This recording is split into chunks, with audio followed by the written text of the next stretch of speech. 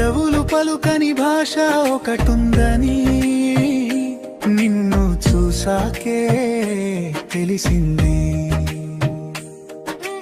కన్నులతోనే కథ మొదలవుతుందని నిన్ను కలిసాకే తెలిసింది.